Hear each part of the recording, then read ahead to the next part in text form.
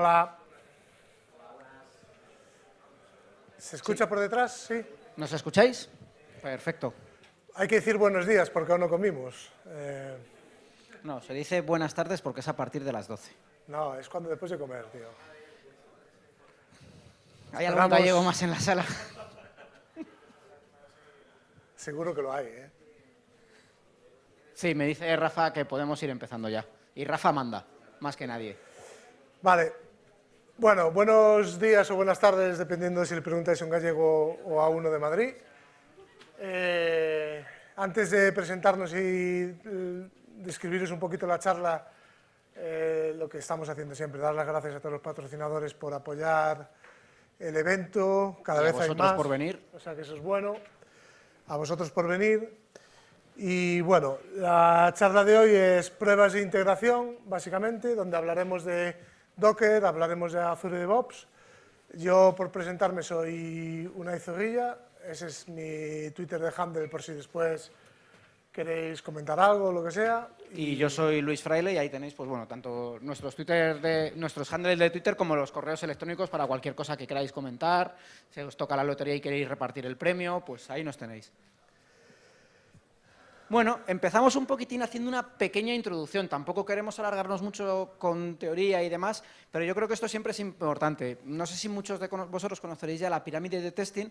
Al final, la pirámide de testing es decir, oye, ¿qué base de las pruebas nos aportan qué partes y cuánto nos cuestan? Claramente, las unit tests no son muy baratas, tanto de ejecutar y demás. Sí, podemos discutir todo lo que queráis sobre la dificultad de hacer TDD, no TDD, pruebas unitarias, mocks, stubs y demás, pero la realidad es que las pruebas unitarias nos aportan cierta cobertura de código y son muy baratas de mantener y de ejecutar. ¿Por qué? Porque al final no dependen de nada y validamos solo la lógica. A nivel que subimos de la pirámide de testing, tenemos después, por ejemplo, testing de integración, pruebas de interfaz de usuario, que ya se complican mucho más. Entonces, tenemos más integración a nivel que subimos. En las unitarias, como solo estamos probando las pequeñas funcionalidades, no estamos probando toda la integración, pero el coste de estas pruebas, no ya solo de mantenimiento, que seguro que si alguno habéis tenido que mantener pruebas de, por ejemplo, Selenium, el mantenimiento de las pruebas de Selenium es horroroso, ¿de acuerdo? Porque a poco que cambie el UI ya tienes que cambiar un montón de código.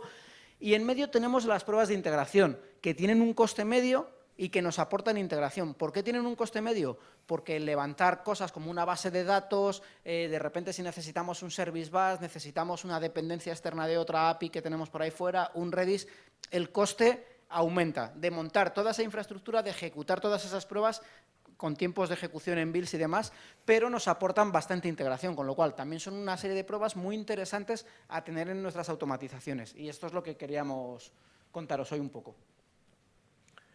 Vale, ¿cuáles son las dificultades que generalmente tenemos? Nosotros vamos a presentar una aplicación de ejemplo que después os diré más o menos dónde está colgada. Probablemente no tenga todo lo que enseñemos hoy, pero bueno, lo iremos subiendo ahí.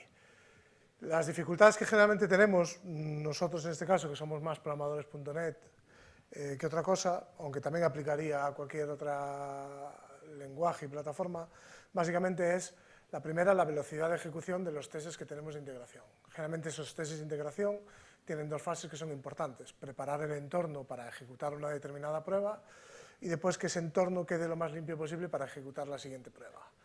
Y además, tener un volumen relativamente grande de escenarios para probar hacen que las pruebas sean lentas. Como llevamos mucho tiempo diciendo, generalmente la gente que intentamos hacer pruebas, tanto unitarias como de integración, como cualquier otro tipo, la velocidad de ejecución de las mismas es importante. Si las pruebas no son rápidas, generalmente a nosotros como desarrolladores, cuando estamos con nuestro Visual Studio, cuando estamos con nuestras herramientas de trabajo, si esas pruebas no son rápidas, terminamos por no ejecutarlas. Y al final, no ejecutándolas con una frecuencia alta, hace que pierdan un poquito el valor. ¿De acuerdo? El segundo es que generalmente en estas pruebas de integración siempre tenemos una infraestructura que probar, de la que tenemos que hacer ese setup que hablábamos antes. Si hablamos de una aplicación corriente, cualquier API que hagáis, cualquier aplicación web, casi seguro que va a llevar por detrás una base de datos, sea la que va a llevar algo como, por ejemplo, un Redis Cache para caché, que va a llevar una mensajería, un Rabbit, un Azure Service Bus, un Table Queue, lo que queráis. va a llevar una infraestructura que vamos a tener que tener preparada y lista para pasar esas pruebas. Entonces, el primer reto es cómo la vamos a levantar y cómo la vamos a mantener y cómo vamos a hacer que esa infraestructura esté disponible en cualquier momento para pasar pruebas. Yo empezaré, de hecho, enseñándoos una demo para tenerlas en local, hacer estas pruebas más o menos automatizadas en local, y después veremos cómo llevarnos esa parte al Azure DevOps, ¿vale? Y después, por supuesto, el coste de mantenimiento de las pruebas. Lo mismo que llevamos diciendo con las pruebas unitarias, estimar el coste de hacer pruebas y demás es un poco trampa, porque la gente simplemente se ve ese coste inicial, pero no se ve lo que vamos ganando a lo largo del tiempo con tener una red de cobertura de pruebas suficiente para eliminar bugs y eliminar posibles defectos que tengamos. Vale, ¿qué vamos a usar? Mi parte, que es un poco la de más desarrollador antes de llegar al entorno de Azure DevOps en este caso, y crear los builds y release pipelines dentro de Azure DevOps. Mi parte se va a encargar un poquito de trabajar con Docker para generar esa infraestructura en local para poder hacer esas pruebas contra una base de datos, contra un Redis y contra cualquier otra cosa de infraestructura que necesitemos. Vamos a tener una librería que se llama Shift Host, que es una librería que tenemos en Xamarin para hacer una simulación de los mecanismos de autenticación típicos que tenemos en aplicaciones de .NET Core, por ejemplo, usar un Identity Server, usar un Azure AD, etcétera, el que podamos hacer pruebas integradas cambiando usuarios, claims y todo este tipo de cosas.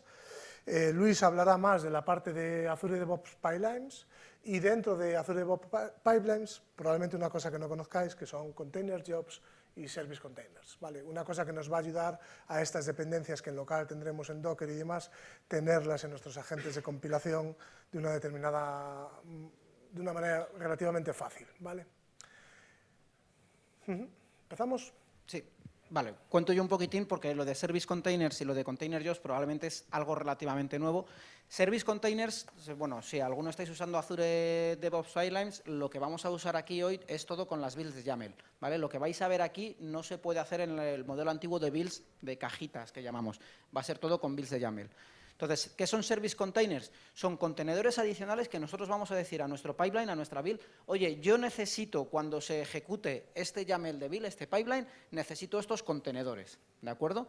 Él se va a encargar de todo lo que es levantarlos, tenerlos activos, gestionar la red y cerrarlos, ¿vale? Yo ya no me voy a tener que preocupar de nada, simplemente en el YAML le digo, ábreme estos contenedores, él se va a hacer el Docker Pool, los va a ejecutar y va a hacer todo lo que necesitemos. Lógicamente, en el agente de compilación donde vayamos a ejecutar esto, tenemos que tener Docker. Si lo intentamos ejecutar y no tenemos Docker, no va a funcionar. Nosotros aquí hoy vamos a usar un agente de build con Ubuntu, ¿vale? Con Docker instalado. Y como digo, los contenedores se ejecutan siempre en el agente, pero no nos tenemos que preocupar de redes ni de nada. Luego veremos cómo con las distintas estrategias que usamos, él ya nos monta la red interna para poder usar los servicios de esos contenedores internamente, ¿vale? Pasa. Y luego tenemos los Container Jobs, que realmente no necesitamos el uno para el otro, pero los Container Jobs también nos permiten otra cosa, y es compilar dentro de los contenedores. Nosotros hasta ahora seguro que estamos todos muy acostumbrados a compilar en lo que es el agente y tener instalado en el agente todo lo que necesitemos, o usar tareas de instalación de versión de .NET Core y demás. También podemos usar Container Jobs, que lo que hace es, nosotros lanzamos la build al agente, el agente levanta el container que hemos definido en el container job y todos los pasos que definamos en la build se ejecutan dentro del contenedor Docker. Lo bueno de esto es que se comunican con los service containers, nosotros no nos tenemos más que preocupar de decirle, levántame todos estos contenedores, este contenedor concreto va a ser el que va a ejecutar los pasos del pipeline y él ya se encarga de toda la comunicación entre todos los contenedores. ¿Por qué? Porque además podemos tener multiestrategias y esto es muy común si alguno desarrolláis productos y decir, oye, yo quiero probar mi despliegue o mi ejecución de las pruebas con .NET Core 3.0, con .NET Core 2.2, con la última versión de SQL Server, con la SQL Server 2012 o cualquier otra versión de SQL Server, porque un cliente lo tiene desplegado en SQL Server y podemos decirle multiestrategias tanto a nivel de Service Jobs como a nivel de, como a nivel de Service Containers, como a nivel de Container Jobs, para poder hacer una matriz de mezcla de todos esos servicios. Pero bueno, eso lo veremos luego, que es más fácil de entender una vez que se ven los pipelines. Entonces, ya si os parece, sí que empezamos, porque, bueno, contar las cosas es gratis, ¿vale? Pero hacerlas es otra cosa. Entonces vamos a empezar a ver el código y el YAML. Bueno, antes de empezar, todo el código que vais a ver, por lo menos de la parte de código, lo tenéis aquí, ¿vale? Entonces lo vais a poder descargar y probar. De hecho, el código está dividido en 4 partes principalmente, y en cada capítulo se va agregando una pequeña funcionalidad de lo que hoy vamos a ver para que se pueda seguir de una forma un poquito más práctica, ¿vale? Además del código, pues tenéis una serie de, tanto en castellano como en inglés, una serie de markdowns donde podéis intentar seguir el código y ver un poquito las explicaciones sobre por qué hacemos cierto tipo de decisiones y cuándo es bueno, cuándo no sería tan bueno, y qué librerías o qué técnicas hemos utilizado para resolver este tipo de cosas, ¿vale? En nuestro caso, lo que vamos a ver aquí ya es el último punto, el punto final donde tenemos todo montado y donde os vamos a enseñar más o menos cómo funciona, ¿vale? Lo primero es por ver un poquito la aplicación. La aplicación, sin más, por enseñar un poco, lo que intentamos hacer era pues simplemente como si fuera un carrito de la compra, ¿vale? Donde alguien puede ver qué es lo que tiene el carrito de la compra, puede limpiar ese carrito de la compra, puede agregar productos al carrito de la compra y puede borrar el carrito de la compra. Básicamente intentamos hacer algo que fuera funcionalmente, más o menos tuviera un sentido y que utilizáramos más o menos cosas que utilizamos normalmente. En este caso, ¿qué cosas utilizamos? Pues en este caso tenemos varios elementos. Lo primero, un contexto de Entity Framework que usa una base de datos, por lo tanto tenemos un SQL Server por detrás que necesitamos hacer funcionar. Tenemos una caché distribuida basada en Redis, por lo tanto vamos a necesitar para estas pruebas un servicio de Redis que tengamos que tener y hacerlo funcionar. Tenemos una API versionada, que es lo que generalmente solemos tener, y tenemos también una política de autorización, es decir, que quienes puedan llamar a estos métodos pues tienen que tener, uno, estar autenticado y dos, tener o cumplir una autorización para poder ejecutar cada uno de los métodos. No todos tienen por qué poder borrar un carrito de la compra, etcétera, etcétera, etcétera. Entonces, más o menos tenemos lo que haríamos, ¿vale?, en una aplicación normal. Generalmente para configuración, y esto es un aspecto importante que es necesario entender para lo que vamos a ver después, generalmente para todo lo que es configuraciones en la aplicación de .NET Core, para los que conozcáis, es Streamed. Eso significa que podemos tener diferentes fuentes de configuración y según vamos poniendo fuentes, la última fuente que pongamos siempre manda sobre las anteriores. Y esto es un punto importante, ¿vale? Empezamos por tener una configuración en un fichero JSON, como podría ser un XML, como podría ser un fichero ini, como podría ser lo que más o menos queráis, ¿vale? Y después vamos agregando fuentes de configuración a mayores. Generalmente la última que tenemos, y este es un detalle importante, es la de variables de entorno. Eso quiere decir que si tú tienes una clave de configuración que se llama A y en tu fichero JSON eso vale cualquier valor, si tenemos una variable entorno que se llame A, el valor de esa variable entorno va a mandar sobre lo que tú tengas en tu JSON. Y esto es importante entenderlo porque es lo que va a hacer que podamos funcionar bien con Docker y con todo este tipo de cosas. Y esto es algo en lo que nos apoyaremos también a la hora de ejecutar las compilaciones automatizadas en Azure DevOps para cómo pasar todos los parámetros, todas las variables y demás. Vale, en este caso la configuración que vamos a partir nosotros dentro de Visual Studio como los desarrolladores son unos secretos de usuario. Sabéis que siempre intentamos hacer este tipo de cosas. En los ficheros de settings que están dentro del control del código fuente los tokenizamos para que después en las builds y la release se puedan cambiar por parámetros, ¿vale? Se puedan reemplazar estos tokens, pero nosotros como desarrolladores en nuestros secretos de usuario, algo que no va al control del código fuente y por lo tanto solo para nosotros y no pasa nada.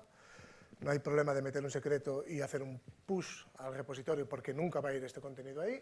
Tenemos, fijaros, para nuestro servidor de identidad, hemos cogido el servidor de identidad público que tiene la gente de Identity Server, que es demo identityserver.io. Para Redis, un Redis que tengamos en localhost. Y para SQL Server, pues también un SQL Server que tengamos en local, en este caso en vez de por el puerto habitual que sería el 1433, por un puerto que es el 5433. Vale, entonces yo necesito estas dependencias como desarrollador para trabajar. Lo que podemos hacer, bueno, pues sería, vamos a irnos a este directorio directamente.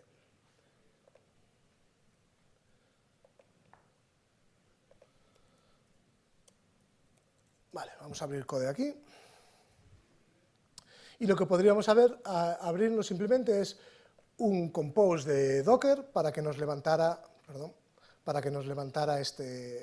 estas cosas que necesitamos. Lo que veis en este compose es simplemente, yo tengo una base de datos con un SQL Server y tengo un Redis, en este caso Alpine, por el puerto por defecto de Redis. Como no tengo ningún otro, mapeo el de Redis normal al del contenedor, ¿vale?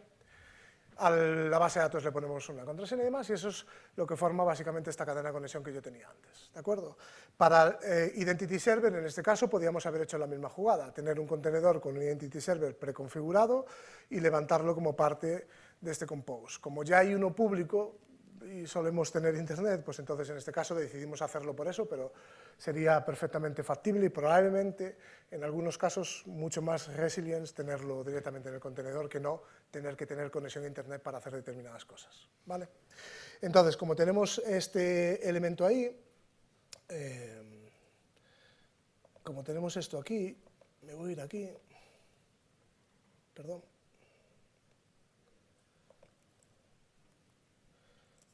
¿Se ve bien la pantalla? Vale. Entonces aquí es donde tenemos eso. Lo único que tenemos que hacer entonces es levantar un compose de ese fichero Docker Compose YAML y hacer un app, perdón. Entonces con esto lo que estamos haciendo es intentando levantar ese Redis y ese SQL Server. Una vez que lo tenemos levantado y que eso ya está disponible, pues ya puedo ir a mi aplicación e intentarla levantar. Como os dije, esto simplemente es un API, y por lo tanto, para probarla, como tiene un OpenAPI por encima, le vamos a ir a Swagger y vamos a intentar hacer las cosas con Swagger para ver que se ve y está todo correcto y demás, ¿vale? Vale, entonces esto está aquí levantado, nos movemos a Swagger, entonces ya tenemos Swagger. Como estamos autenticados con un Identity Server, lo que hacemos directamente de Swagger UI, tenemos configurado para que nos pida la autenticación, un flujo implícito en este caso, para nuestro API, nos lleva al Identity Server, repito, este es el público, pero podría haber sido tranquilamente un contenedor que tenemos. En el caso del público sabemos que hay un usuario que se llama Alice, ¿vale? Que tiene unos determinados permisos y roles. Ya estamos autenticados, tenemos un token y por lo tanto ya podemos hacer las diferentes peticiones a este servicio. En este caso me da o me debería dar un OK, ¿vale? Al darme el API de un elemento, pero vacío porque no tengo nada en el API. Cero product ID, sin nombre, sin cantidad, sin total, porque no tengo nada en la cesta, ¿vale? Igual que tengo el get, tenemos el add, podríamos andar probando este tipo de cosas. Vale, pero ahora hay que hacer los tests de este API, y no vale con que yo me levante el navegador y haga estas pruebas exploratorias. Queremos automatizarlas y queremos sobre todo tener una experiencia similar a las que tenemos con nuestros test unitarios, que corran rápido, que no haya demasiada fontanería en los proyectos, ni que hacer ni que tocar nada en Visual Studio, y que nos den esta red de seguridad que andamos demandando. Bien, decíamos al principio, ¿cuáles son los retos de esto?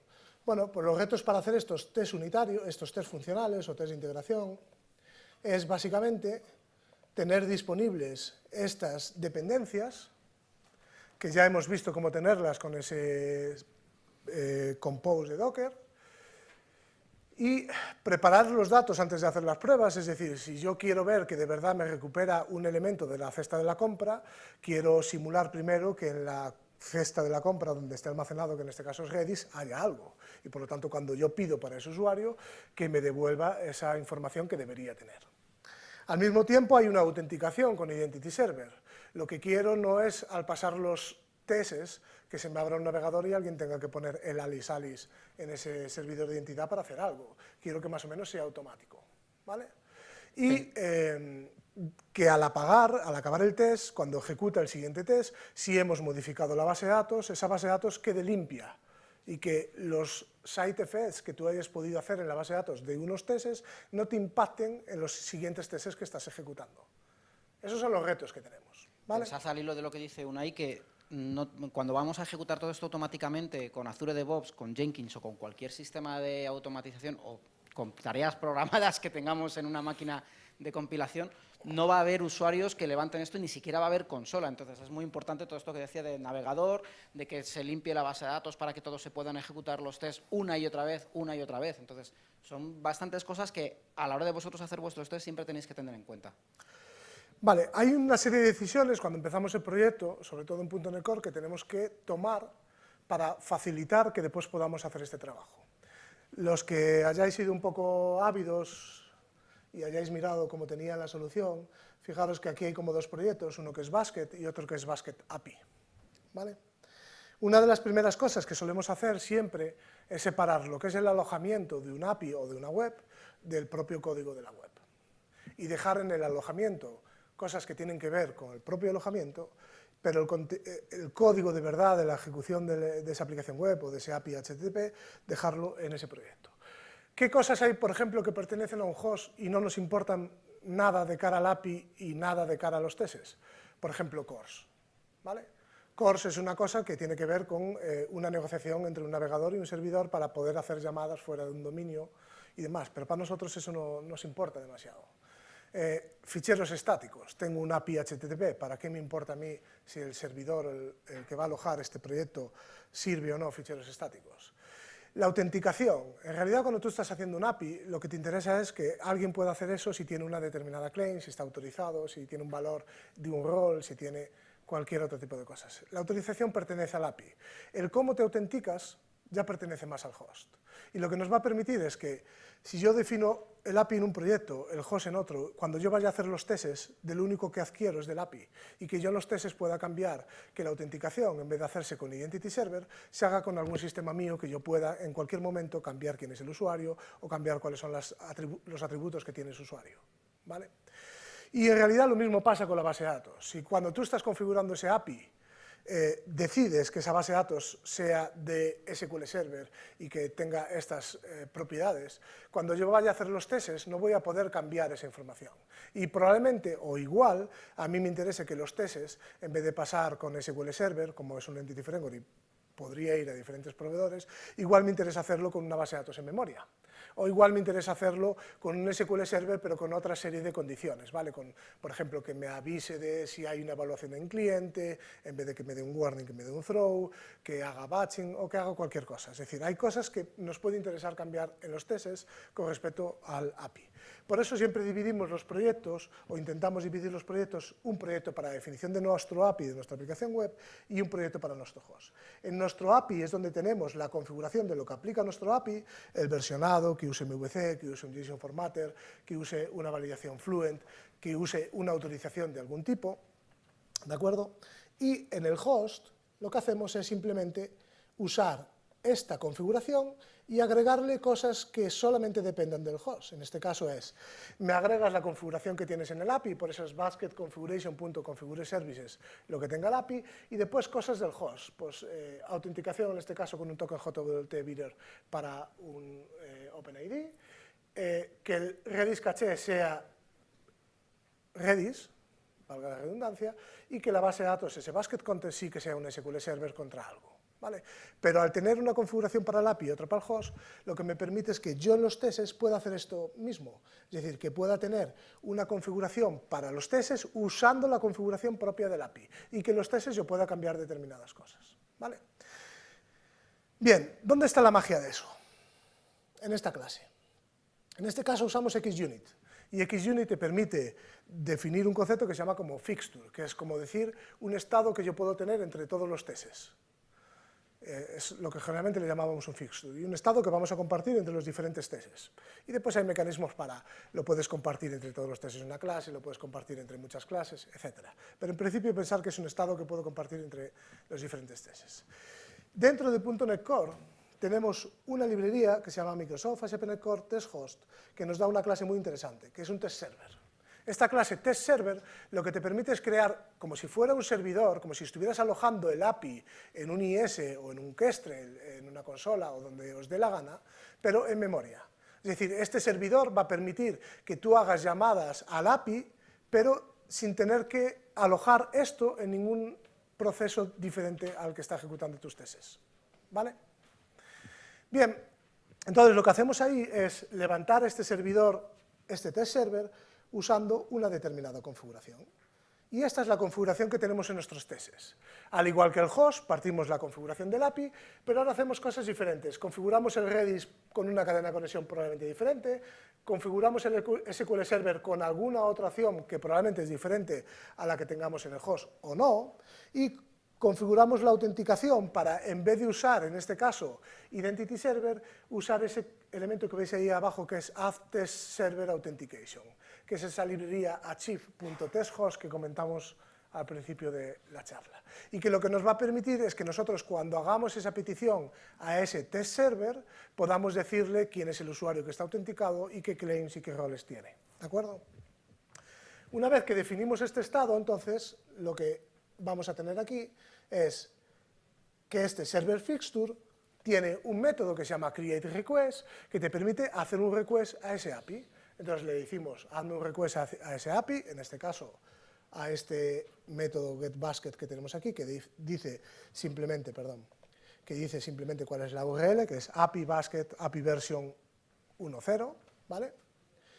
Y hace esa petición, nos devuelve un resultado y comprobamos ese resultado. El primer test es, oye, cualquier persona que esté llamando a nuestro API y no esté autenticado, no le hemos dicho cuál es el usuario y cuáles son las claims, que nos devuelva automáticamente un 401, un authorized, porque no puedes hacer ninguna llamada al API si no estás autenticado, ¿vale? Si estás autenticado, pero el basket, por ejemplo, no existe, entonces que lo que te devuelva sea un 400, ¿vale? Si intentas hacer algo. Vale, ¿dónde empieza este primer ejemplo de achieve.testhost? Aquí. achieve.testhost nos va a dar un método extensor de ese createRequest, de ese request builder, que nos va a permitir decir cuál es el usuario que está ejecutando esta operación. Entonces, para cada test puedo hacer que lo ejecuten un usuario diferente. Entonces, puedo probar un método siendo un usuario administrador, puedo probar un método siendo un usuario sin permisos, etcétera, etcétera, etcétera. Tenemos una manera muy fácil de probar todos los mecanismos de autorización que tengamos en el API sin tener que andar haciendo ninguna maravilla. Porque lo sepáis, básicamente lo que hace esto es, tú le pasas un identity, que es el que has recuperado aquí, que en este caso es,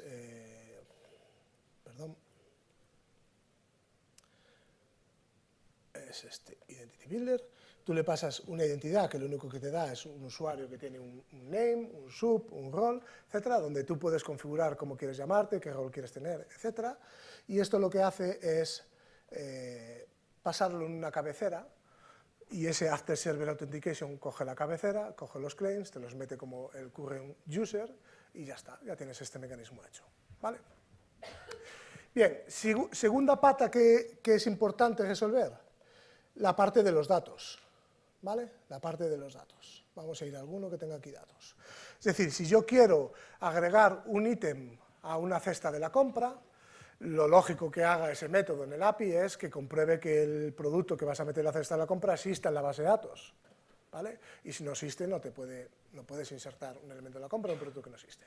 Entonces, para hacer esta prueba, lo primero que tenemos que asegurarnos es que la base de datos contenga esos datos que nosotros queremos que contenga, ¿vale? Y que cuando acabe esta prueba, esos datos de la base de datos desaparezcan. ¿Para qué? Bueno, para que las pruebas sean de verdad aisladas y tú no hagas side effects, no dejes cosas que puedan impactar en las otras pruebas y por lo tanto darte falsos positivos o hacerte pruebas que no sean repetibles porque depende del orden en el que se hayan ejecutado los testes funcionan y a veces no, etc. Vale, ¿cómo hacemos ese trabajo con la base de datos? Lo mismo, si volvemos a ir a nuestro estado, a este server fixture que teníamos aquí, vemos que tenemos dos cosas. La primera, esta clase que se llama checkpoint, que veis ahí. Y la segunda, unos métodos que tenemos aquí, que nos permiten trabajar o ejecutar operaciones contra un contexto, contra el contexto que tenemos configurado en la base de datos. Vale, la primera, checkpoint es una clase que pertenece a un paquete que se llama respawn. Respawn es un paquete de Jimmy Bogart, lo conoceréis porque es el autor de Automapper, de Respawn y de otras muchas librerías conocidas para los que trabajamos en .NET. Y básicamente lo que te permite es llamar a un método que se llama reset, y él lo que hace es borrar el contenido de todas las tablas de una forma inteligente, es decir, en orden, deshabilita las constraints o primero va a las hijas, después a los padres, etc. Es decir, es capaz de limpiarte todos los datos que haya en las tablas de una base de datos, excepto las que tú puedas ignorar. hay muchos tests en las que necesitaremos datos maestros, productos, países, códigos postales, que probablemente para la ejecución de las diferentes pruebas no nos interese borrar y queramos preservarlos. Esa propiedad tables to ignore es la que nos permite decidir qué tablas se van a borrar y qué tablas no se van a borrar, ¿vale? Hay más propiedades, se puede elegir por esquema, puedes tener esquemas para borrar y esquemas para no borrar, te da bastante flexibilidad. Y os decía, tiene un método reset que se puede llamar para hacer este trabajo. Lo mismo, si volvisteis a estar atentos un poquito a este método, fijaros que este método está decorado con este atributo resetDatabase. Este atributo, que lo tenéis en este código, lo podéis bajar, lo que hace precisamente es que antes de ejecutar este método, llama a ese método reset de esa clase checkpoint que vimos antes. Es decir, antes de ejecutar este método, lo que hace es borrar el contenido de toda la base de datos. Por lo tanto, cuando se va a ejecutar este método, la base de datos está en un estado limpio. No hay nada, excepto, repito, aquellas tablas que hayamos querido ignorar, ¿vale? Entonces, ahora tenemos la base de datos ya en un estado limpio. Queremos probar que si le digo, agrégame al basket el producto con identificador 1, eso me lo agrega en la base de datos y por lo tanto yo después lo puedo consultar. Entonces, nuestro siguiente trabajo es poder insertar datos en esa base de datos antes de hacer la prueba. Y es aquí donde tenemos este given product. Lo único que hacemos es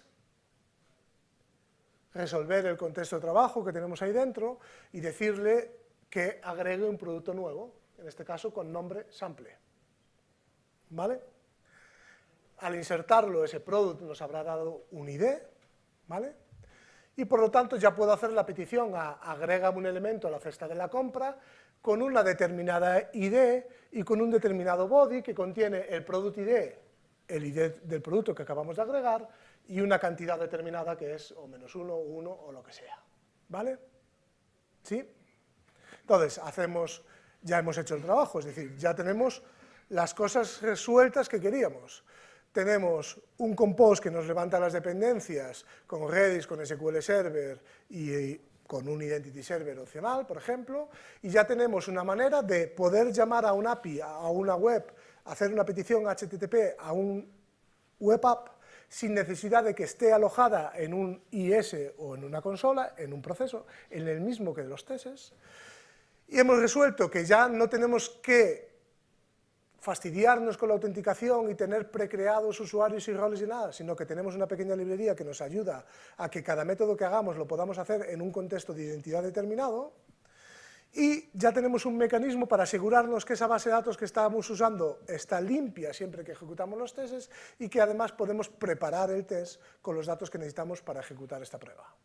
¿Vale? Fijaros una cosa muy importante de lo que dice Unai de la base de datos, y es que muchas veces, en muchas aproximaciones que vemos a la gente implementar, tenemos una base de datos que nos vamos pasando todos el backpack con los datos de las pruebas de integración, o tenemos una base de datos para que solo se ejecuta durante las builds y que usa esas builds. Aquí con esto ya estamos eliminando todo eso. De hecho, estamos levantando un SQL Server que no tiene nada, no tiene ninguna base de datos, a través de migraciones y a través de Respawn, y a través del código para las cosas concretas creamos todo y limpiamos todo según vamos ejecutando las pruebas. Estamos aumentando muchísimo las capacidades de automatización y de ejecución en plan a lo bestia de muchas veces y muy rápidamente todas esas pruebas de integración. Vale, entonces ya podemos pasar a los tests en local, los hemos ejecutado dentro de nuestro Visual Studio y están en verde. Siguiente paso, este es el primer paso, desde luego, que nos funcionen y que nosotros como desarrolladores seamos capaces de hacer esto. Entonces, siguiente paso natural, que podamos automatizar esto un poquito, ¿no? Entonces, vamos a ver cómo. Lo primero que voy a hacer es borrar los contenedores que tenga ejecutando en este momento. Vamos a hacer un docker gm docker ps -a-q-f. Borramos todos los contenedores que tenemos para tener un entorno limpio. ¿Vale? Y aquí tenemos un PSI1 nuevo que se llama build localtest.psi1. Vamos a ver qué contiene este build localtest.psi1. Vale, fijaros, en realidad es muy sencillo. Lo único que hace es, bueno, el siguiente paso natural es un script que nos permita automáticamente hacer un compose de esas dependencias, que es esa llamada que tenéis ahí a docker compose -f, docker compose YAML app -d para que haga un detached, que es exactamente lo que hice yo desde PowerShell. Y el segundo paso es Como .NET, en este caso Core, tiene una línea de comandos para que podamos hacer ciertas cosas, pues .NET Build, .NET Test. Es decir, que lo que va a hacer este script automáticamente es levantarnos el compose y una vez que está levantado, compilar el proyecto de pruebas funcionales y ejecutar todas las pruebas funcionales que tengamos en él. ¿Vale? Y una vez que acaba, pues hacer un Docker Compose down para borrar esas dependencias. ¿De acuerdo? Repito, estos scripts los tenéis en ese repositorio que os pasé antes. Entonces, aquí tenemos un build local test .ps1, lo ejecutamos y lo que os decía, lo primero que hace es el Docker Compose up, lo siguiente que va a hacer es compilar este proyecto de pruebas funcionales y una vez que ha compilado el proyecto de pruebas funcionales hace un .NET Test, es decir, ejecútame todo ese conjunto de pruebas funcionales, que es lo que está haciendo ahora mismo, y cuando acabe va a borrar el compose, ¿vale? La red del compose. Voy a esperar un segundo. Vale, ha ejecutado los 5 tests han funcionado y ahora hace el down de las dependencias que nosotros tengamos.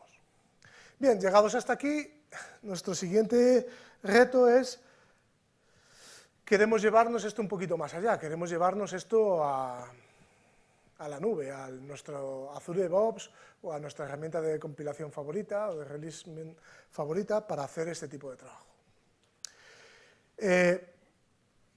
¿Qué cosas necesitamos o qué me gustaría tener? Bueno, a mí me gustaría levantar un compose que me levantara estas dependencias y además me levantara el proyecto de pruebas funcionales, que me lo compilara en ese contenedor y que ejecutara las pruebas en ese contenedor y me diera los resultados de las pruebas.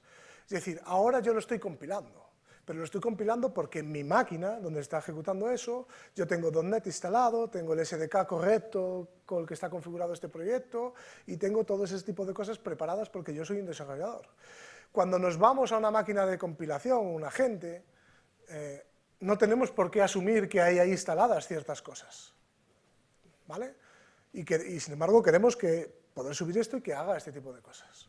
De hecho, deberíamos de basarnos siempre, en la medida de lo posible, en que, oye, no vamos a tener todo instalado. ¿Por qué? Porque si para cada vez que tenemos que desplegar un nuevo agente de compilación tenemos que tardar 2 días en preparar ese agente de compilación, nuestro sistema de compilación automatizada no escala.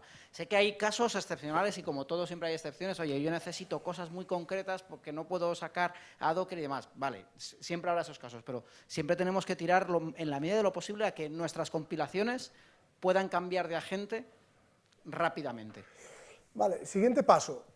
Lo acabo de decir, en realidad lo que me gustaría tener es, oye, yo tengo las dependencias estas del SQL Server Redis y todo lo que necesitéis por ahí como contenedores, pero que este proyecto de pruebas funcionales también fuera un contenedor, en el que ya tuviera ese contenedor, el SDK de .NET que me interesa a mí instalado, y sobre él yo poder hacer ese .NET Build y .NET Test, pero sobre el contenedor, no sobre algo en esa máquina, ¿vale? Entonces, lo primero que hemos hecho es crearnos un Dockerfile para ese proyecto de tests funcionales, que parte, en este caso, del SDK de .NET 2.1, donde copiamos el código a ese contenedor. Por cierto, ese copies se puede hacer mucho más óptimo para que esas layers no sean tan grandes, ¿vale? Y al final, lo único que hacemos es un .NET Restore del proyecto, es decir, que nos baje los paquetes de NuGet de los que depende este proyecto y queda ahí, sin más. Siguiente paso, crearnos, al igual que antes, un compose, ¿vale?, que no solamente incluya el SQL Server, el Redis, sino que también incluya la creación de un contenedor para este proyecto de tests funcionales. Como ya tenemos el Dockerfile, lo único que vamos a hacer es créame una imagen que se llame Functional Test, el Dockerfile es este que habéis visto antes, punto barra, en este caso build, porque el contexto es en el directorio anterior, barra Dockerfile, que depende del SQL Server y del Redis, y el único truco que hay aquí, bueno, en realidad hay dos, es ese entry point y el volúmenes. ¿Qué hace el entry point? Tail-f dep-null, para los que seáis un poquito linuxeros, está leyendo sobre dep-null, que es como si fuera un fichero, y se queda ahí continuamente. Es decir, léeme lo último que se ha escrito en dep-null y quédate ahí leyendo. Por lo tanto, cuando alguien levante este contenedor, ese contenedor nunca se va a parar, ¿vale? Es una manera de levantarlo y dejarlo vivo ahí. Y el siguiente truco es poner un volumen. Y decimos, oye, mira, todo lo que en el contenedor acabe en bar/temp, localmente me lo vas a poner en un directorio que se llame .testResults, ¿vale? y el resto es lo que teníamos antes, un SQL Server y un Redis con exactamente la misma configuración. ¿Cuál va a ser ahora el script que vamos a correr? ¿Cuál va a ser el script que vamos a correr? Vamos a levantar, igual que antes, ese Docker Compose, ahora de este nuevo que nos levanta el contenedor de proyectos funcionales, pero aquí vamos a hacer una cosa diferente, que es Docker Compose exec, es decir, que nos va a permitir ejecutar algo en Docker Compose exec, que nos va a permitir ejecutar algo en un contenedor, ¿vale?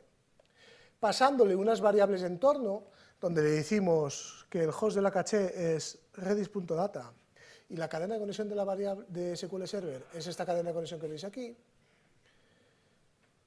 y vamos a ejecutar en ese contenedor de functional test, vamos a ejecutar .NET Test del CSPROG SKI. Es decir, ¿qué hemos hecho? Lo que hemos hecho es levantar un contenedor de functional test que ya tiene el SDK de .NET instalado, y cuando está levantado y escuchando en ese devnull, lo que hemos hecho es ejecutar un .NET Test de ese proyecto, pasándole unas variables de entorno con unas rutas. Lo que dije al principio, esas variables de entorno son importantes. La configuración de .NET Core lo que va haciendo es un streaming de las variables. Lo último que pongas machaca lo anterior, y variables de entorno dijimos que era el último. Es decir, que esas variables de entorno son las que usamos en los tests, y lo que estamos haciendo aquí es decirle a ese contenedor de functional test que el Redis es el contenedor que has levantado al lado y el SQL Server es el contenedor que has levantado al lado en esa misma red. ¿De acuerdo? Con lo cual, si esto funciona, y yo espero que sí que funcione, crucemos los dedos. Si aquí hacemos un /build agent test.psi1, esto lo que va a hacer es crearme el contenedor para functional test. Aquí lo tengo con el --build para que lo haga siempre, lo pude haber quitado porque seguro que esta imagen ya la tenía. Es decir, crear esta imagen de functional test, crear la imagen del SQL Server, crear la imagen de Redis, que ya lo ha hecho, y una vez que ha hecho eso, está ejecutando dentro del contenedor el .NET Test. Ahora ya no estoy compilando mi máquina, ya no estoy ejecutando los tests en mi máquina, lo estoy ejecutando en ese contenedor. Con lo cual, cualquiera de vosotros, en un ordenador cualquiera que solamente tenga Docker, sin tener que tener instalado nada, ejecuta este script de PowerShell y hace todo el trabajo de compilación de los proyectos y ejecución de las pruebas unitarias, sin necesidad de tener instalado ni SQL Server, ni Redis, ni .NET, ni Visual Studio, nada. Simplemente tener Docker, ¿vale? Ha ejecutado las pruebas, ha pasado y ha hecho un down. Esto es guay, es donde le voy a dar el paso a Luis Friday, y así ya dejo de hablar. Esto es guay, ¿por qué? Porque lo que os acabo de decir es, en cualquier máquina, aunque no tengáis instalado Visual Studio, aunque no tengáis instalado .NET, aunque no tengáis instalado SQL Server, aunque no tengáis nada, simplemente Docker, ejecutas este script y funciona. Y ese cualquier máquina puede ser un agente de builds de Azure DevOps, que lo único que tenga que tener instalado es Docker. Dentro de los agentes de builds que hay en Azure DevOps, hay un agente como por ejemplo un Ubuntu que tiene instalado Docker y por lo tanto yo podría ejecutar esto. Podría ser en PowerShell, en realidad lo que hacemos es este mismo script de PowerShell lo hacemos en SH para que sea mucho más fácil si es una máquina Linux, ¿vale? Y ahora ya te paso el micro, sí.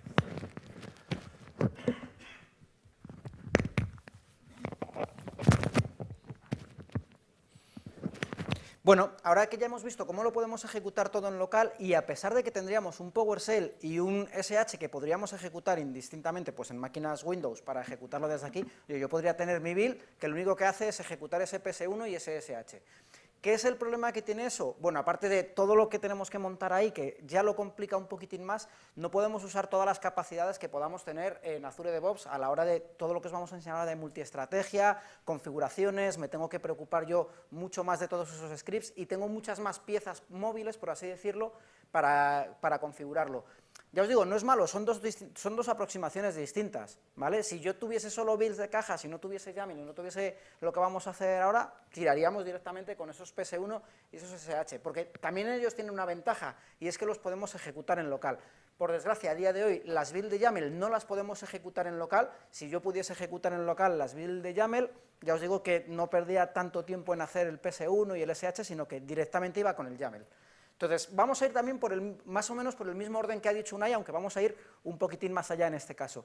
Primer paso, vamos a ejecutar la build en el agente, sin Docker ni nada, y simplemente vamos a levantar los servicios que necesitábamos, los service containers de Redis y de SQL Server. Entonces, vamos a ver esta primera build.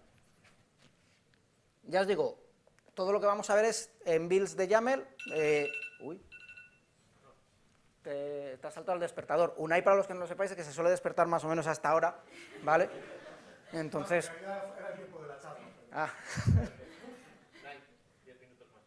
Sí, sí. Vale, entonces, ¿qué es lo primero que tenemos? Primero definimos lo que son, bueno, tenemos más cosas de YAML que no voy a parar, el trigger, por ahora no estamos usando continuous integration, ¿por qué? Porque si tengo 4 builds, si pongo todas así, cada vez que hacemos un commit, se nos vuelve loco. Estos YAML los dejaré también en el repositorio de Unai, y lo primero, definimos los resources, ¿vale? Tenemos aquí resource, containers, y estamos definiendo un SQL Server. Fijaros que la sintaxis, aunque esto no es un Docker Compose, esto es el YAML de las builds de pipelines de Azure DevOps. La sintaxis es casi copy-paste de Docker Compose. Le estamos diciendo los puertos, las opciones que le estamos mandando, estamos levantando un Redis Alpine, estamos abriendo los puertos. Esto lo estoy ejecutando en un pool mío que se llama Penguins. ¿Por qué? Porque tengo un pool que tiene un agente instalado en un Ubuntu, pingüinos, ¿vale? También lo tengo ahí comentado, pero podría haber cogido una de las hosted images que están en Azure DevOps, con lo cual no tendría ni que tener mi propio agente. Y una cosa que sí que he hecho yo aquí, bueno, perdón, sigo. Luego, aquí le decimos los servicios, ¿por qué? Porque él me va a montar una red interna, y aunque en este caso no voy a usar esto directamente, pero la sintaxis me obliga a decir, oye, ¿qué servicios tenemos? Pues tenemos un servicio que lo vamos a llamar SQL Server y otro que se llama Redis, y que apuntan a los contenedores que hemos levantado aquí arriba, ¿vale? Si yo miro otra vez los contenedores, fijaros que tengo aquí el contenedor SQL Server y aquí el contenedor Redis, que son lo que hemos usado aquí. Y en los pasos, pues aquí ya sí que es sintaxis pura de YAML de los Azure Pipelines, porque ahí veíamos que era muy parecido a Docker Compose. Yo lo que estoy agregando es una tarea que os decía que puedo usar antes.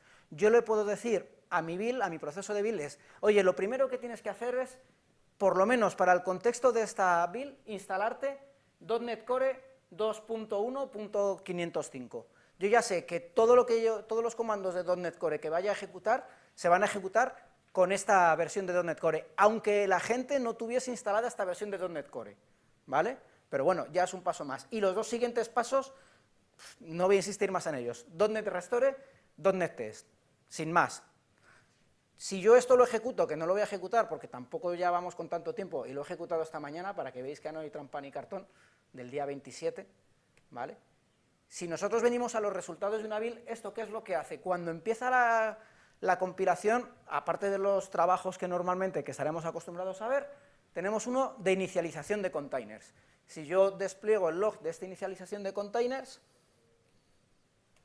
¿vale? Vamos a ver, no me interesa que veamos tampoco todo el chorro de texto, pero lo que está haciendo básicamente es hacer el Docker pull de las imágenes que ya tengo. ¿Por qué he usado yo mi agente? Porque los agentes hosted no tienen ninguna imagen ya puleada dentro del agente. Si yo uso mi propio agente, la primera vez que ejecute esta compilación me va a hacer el Docker pull de esa imagen, las siguientes veces ya no se tiene que traer nada y la compilación va mucho más rápido, ¿vale? Porque en SQL Server son como 2 gigas, una cosa así. Sí, sí. Y luego tenemos por aquí el de Redis. Esto lo único que ha hecho es el Docker pull y el Docker run de los dos service containers que yo le he dicho.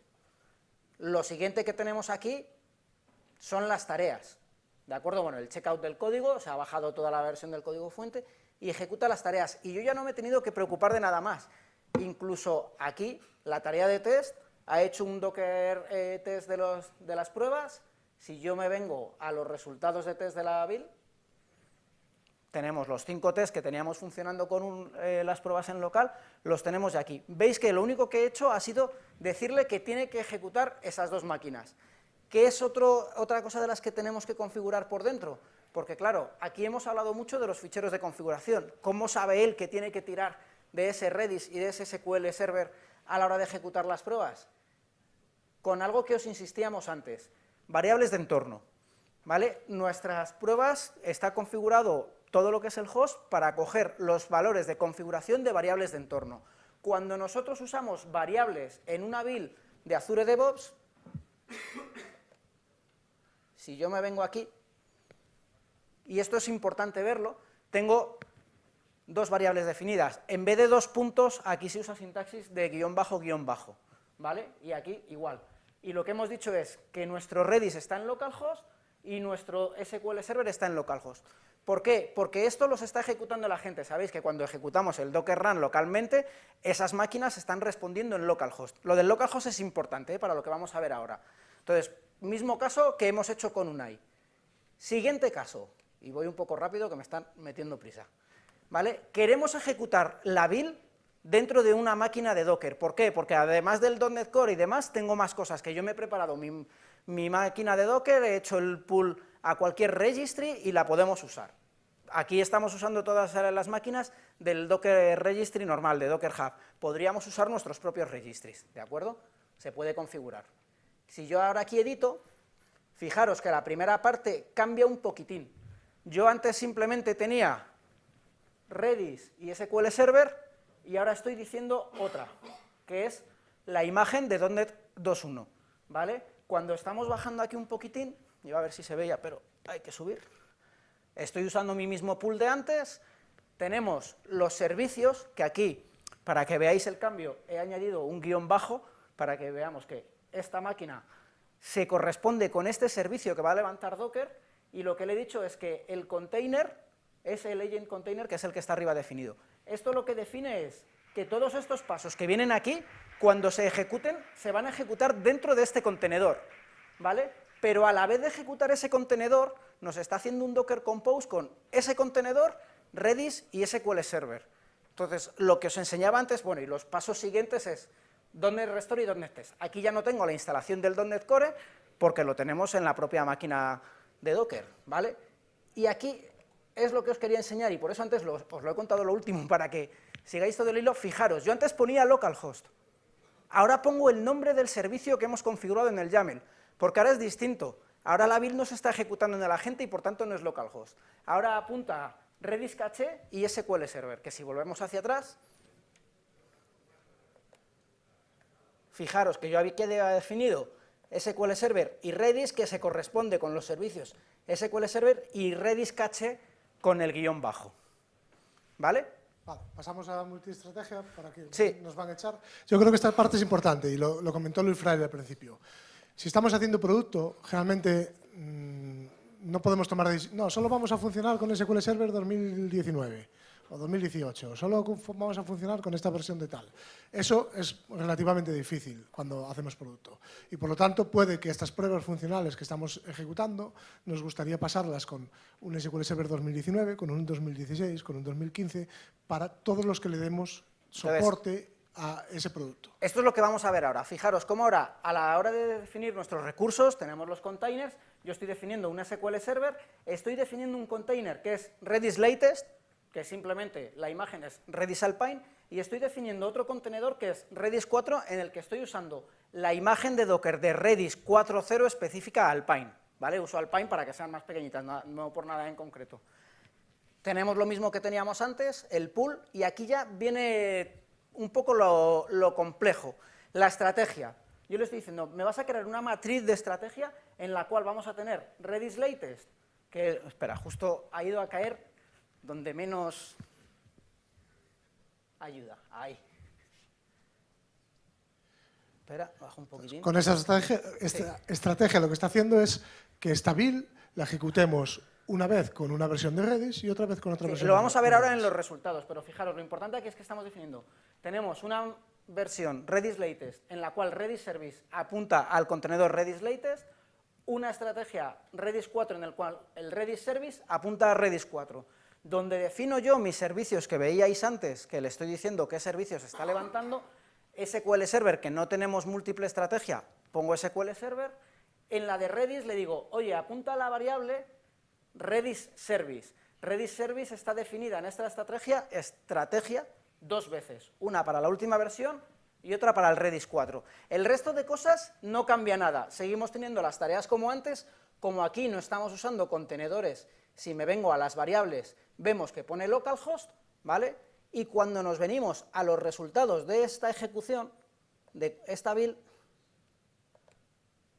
¿qué vamos a tener? 10 pruebas ejecutadas. ¿Por qué? Porque aquí me está haciendo una ejecución con Redis latest, otra ejecución con Redis 4 de todo el pipeline, y si me vengo a las pruebas, tenemos 10 pruebas. ¿Vale? Aquí, si hubiésemos usado cualquier librería de Redis que no es compatible con Redis 4, ya nos habría saltado. Si hubiésemos tenido que hacer esto con los Docker Compose, los PS1, ya tendríamos que estar duplicando todos esos PS1 con lo que aquí tenemos en un script. Y ya, por último paso, y antes de que Rafa me mate, ¿vale?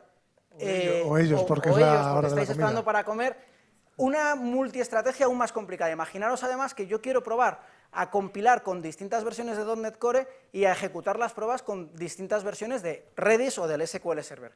He cogido Redis porque era más rápido para ejecutar las builds por si las ejecutábamos, porque SQL Server nos podríamos haber eternizado, ¿vale? Entonces, mismos pasos que antes, parecidos. A nivel de recursos estoy definiendo, aquí ya vamos a ejecutar la compilación dentro de un contenedor, uno del 2.1, otro agent container del 2.2, SQL Server, Redis latest, Redis 4. Pero ya veis que la sintaxis es copy-paste, es la misma. El pool de pingüinos y la estrategia aquí ya se complica un poquitín más. Aquí estamos diciendo que vamos a ejecutar una estrategia Redis latest que va a ejecutar el Redis service, va a apuntar al Redis latest. Y el container image va a ejecutarlo con el agent container 2.1. ¿Vale? Otra siguiente estrategia que es Redis 4, en el cual el Redis service es Redis 4 y el agent container es 2.1. Y como queremos probar también con la última versión de Redis y con la última, bueno, ya no es la última porque está en .NET Core 3.0, pero con la última de la 2.2 de .NET Core, tengo otra estrategia, que el nombre ya es Redis SDK 2.2 latest, que define Redis service, Redis latest, container image, el contenedor de la 2.2. Si bajamos un poquitín, me estoy quedando sin aliento, ¿vale? En el container tenemos lo mismo que usábamos antes. Aquí ya, realmente, aunque lo estamos mezclando mucho, la sintaxis es la misma. Le estamos diciendo, en el container, la variable que va a mandar es container image, que es la que tenemos aquí en las múltiples estrategias, y en Redis la variable que va a mandar es Redis service, que es la que tenemos aquí en las múltiples estrategias. Los pasos de ejecución triviales como antes, y si nos venimos a un resultado, ¿qué vamos a tener ahora? 15 pruebas ejecutadas. ¿Por qué? Porque lo hemos probado con toda esa matriz, ¿vale? Con toda esa matriz de estrategia que tenemos, si nos venimos a los test, tenemos las 15 pruebas. Ya imaginaros esto si lo hubiese tenido que configurar yo a base de SH, de PowerShell, de Docker Compose, la variabilidad. Aquí no os lo he enseñado, pero aquí en las variables, déjame un segundito. Nada más, ¿eh? Ya. Aquí en las variables, además es que él tiene que coger un avión, o sea que si las editamos, como estamos ejecutando la build dentro del contenedor, ¿de acuerdo? Fijaros que yo lo que estoy apuntando es a SQL Server y a Redis, aquí ya no he usado lo del guión bajo porque ya lo habíais visto de antes, que es lo que hemos definido en los servicios, a pesar de que esos servicios apuntan a la matriz de estrategia, pero aquí usamos esto. ¿Por qué? Porque se está usando con Docker Compose y está levantando todos los agentes, perdón, todos los Docker a la vez. Ya sí que sí, ¿preguntas? ¿Preguntas? Vale, pues muchas gracias y...